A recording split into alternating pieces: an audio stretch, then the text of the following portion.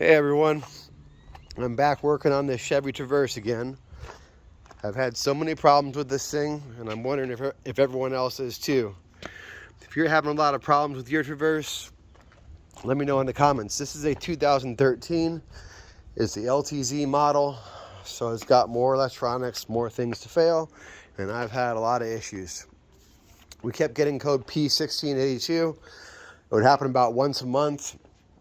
The instrument cluster would light up. It would say traction control was turned off.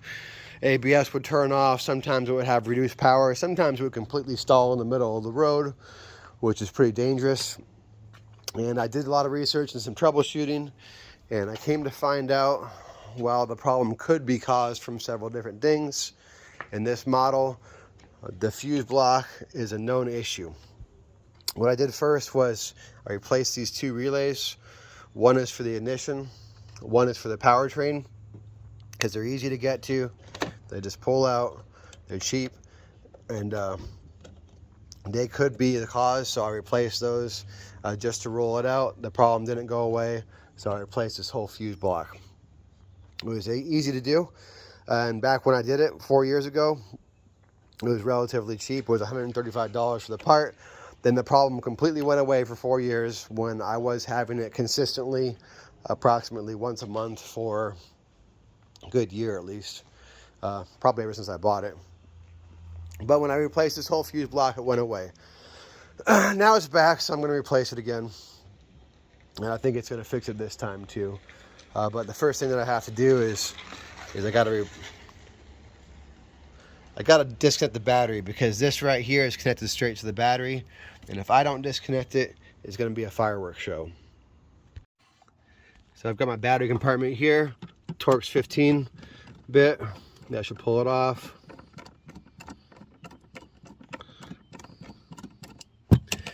And then to disconnect the battery, I believe it's 10 millimeter. So I'm going to disconnect this positive terminal. Make sure I don't short anything out. Should have my power ratchet.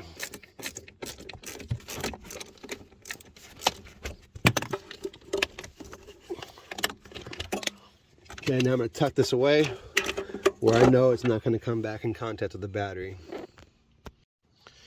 Here's a new fuse block assembly.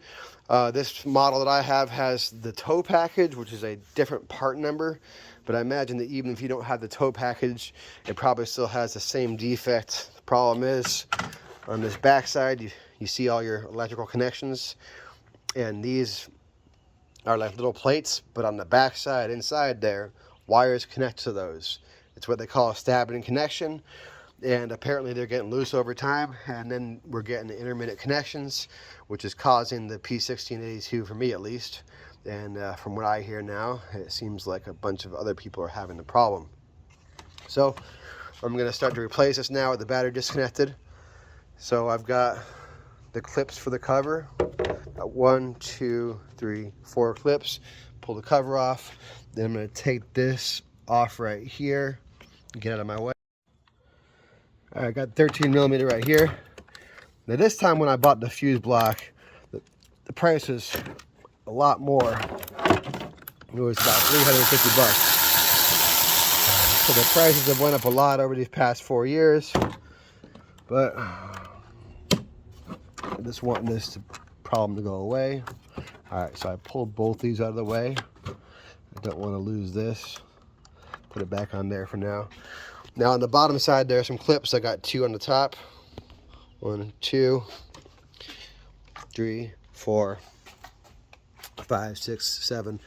I'll need to get my flathead screwdriver to disengage those clips from the electrical connector assembly that's on the bottom.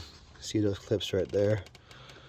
And over here we can see that there's a latch on the top right there. So I'm going to get all those disengaged. Now I probably should do this first. If I loosen up these, that's going to disconnect it from the electrical connector on the bottom, or at least allow it to become loose. So that way, once I start to get those clips disengaged, I can start to pull the whole assembly up.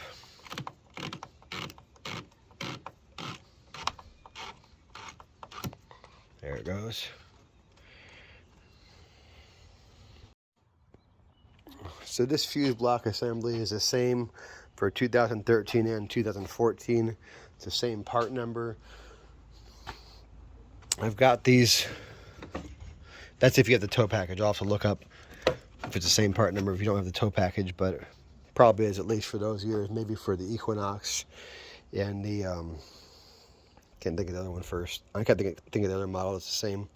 Anyways, I got those clips disengaged, so now it's coming up. I had to start from the front and kind of hold pressure up on it and work my way around to get them all loose. And these screws are loose, so the connectors should be able to come off. So I'm gonna have to pull it up with two hands while I pull the connector off. Let's see here.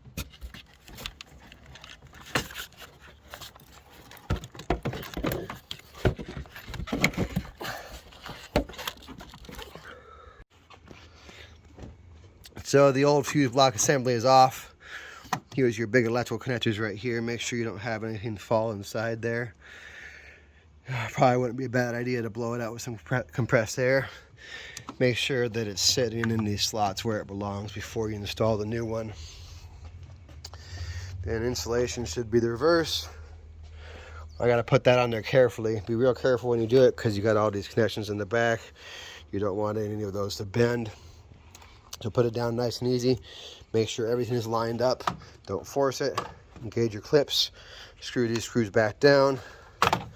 Then you could put this back on there with these two positive connections there. And then hopefully your problem's gone, at least for a few years.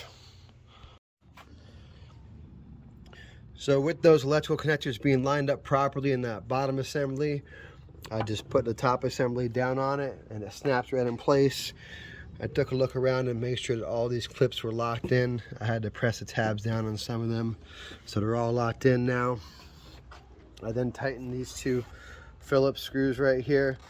That pulls the electrical connector up into the fuse block assembly. And then I put my two cable assemblies on there and tightened it down to my 13mm. Now all that I have to do is snap this thing back in place. I don't know why it came off. So I'll snap it back in place. I'll snap my cover on, and then I'll reconnect my battery, and then hopefully don't have any more problems. So hope this helped you all out. I've heard some people have tried replacing the ignition switch, but in my situation that wasn't the problem. It was poor parts, defective parts, and it's a real pain. So good luck.